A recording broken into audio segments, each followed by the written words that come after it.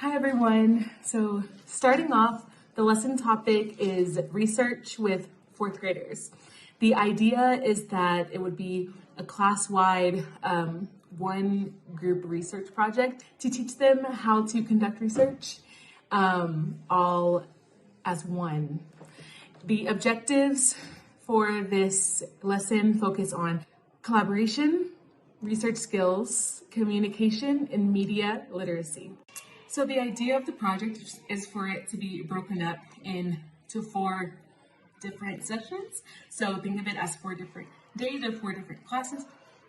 So in session 1, we would focus on intro and brainstorming, giving the basics on how to work as a team, and then brainstorming for the project. Session 2 would be planning. Session 3 would be the actual research, and session 4 would be where all the research is done and they start filming and editing for the teacher to put all the videos together to make one collective research project video. For this lesson plan, I use Gagne's 9 Events of Instruction and Vygotsky's Sociocultural Learning Theory. In my video, you can see that I use Nearpod. Nearpod is an interactive slideshow presentation maker that gets your kids really involved in learning. Here I have my intro, which the kids would do a human knot. I have a debrief. I then go on to state the objective of, and this is all for the first session. This is for the intro brainstorming session. And each session will be the same.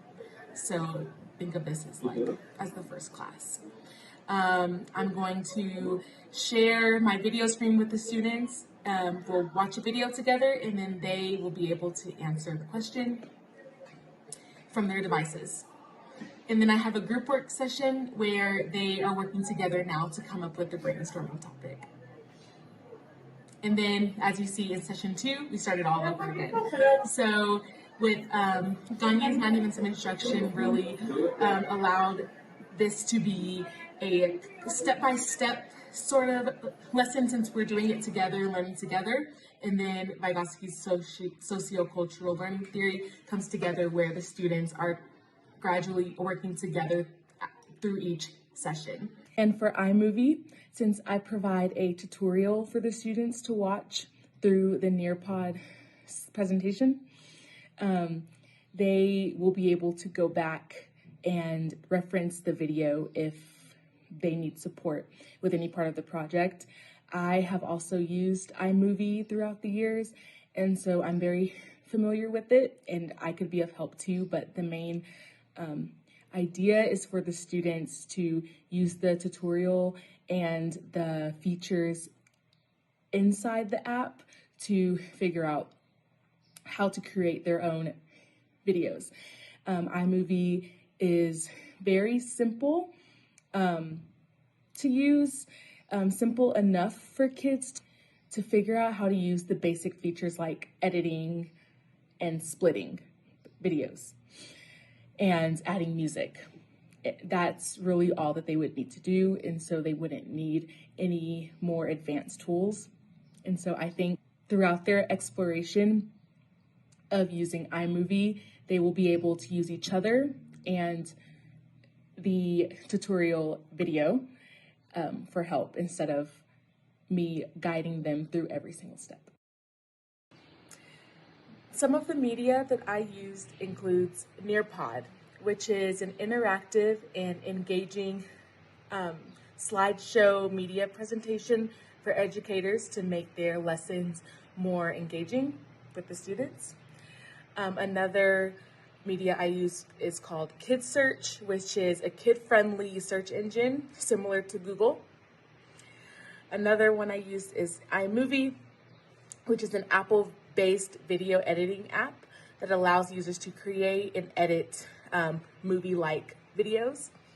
And the standard iOS keyboard voice typing and spell check that is automatically input into Apple devices.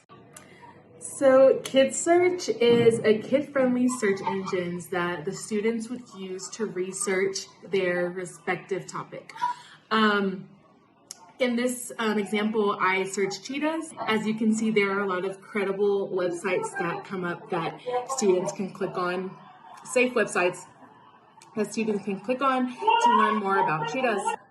It's very helpful because it gives the exact web pages that kids need, and the web links work. All the web links work. There are no broken links, and so yeah, I think this would really enhance their research skills and would go with that objective as well. Something else I inputted into my lesson is the iOS speech typing and spell check feature. In my example, I am speaking a sentence about cheetahs, and then I start to write the next sentence. I intentionally spell words wrong to see how accurate it would be for the students, and I found out that it is very accurate. It's very helpful.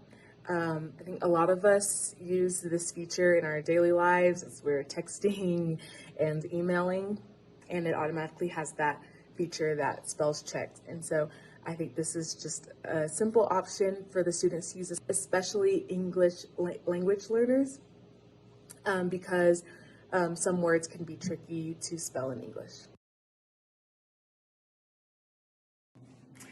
One tip I would give for doing this project is to make sure that the kids search engine that you're using gives enough resources. There were a couple that I found that only gave maybe 2, and then the rest of the resources were off topic. And also make sure that the links work for the web pages.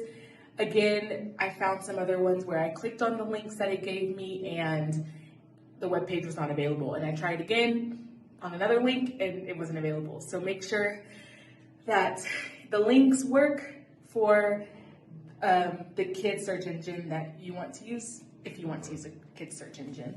Another tip I would say is to make sure the kids aren't using too broad of topics.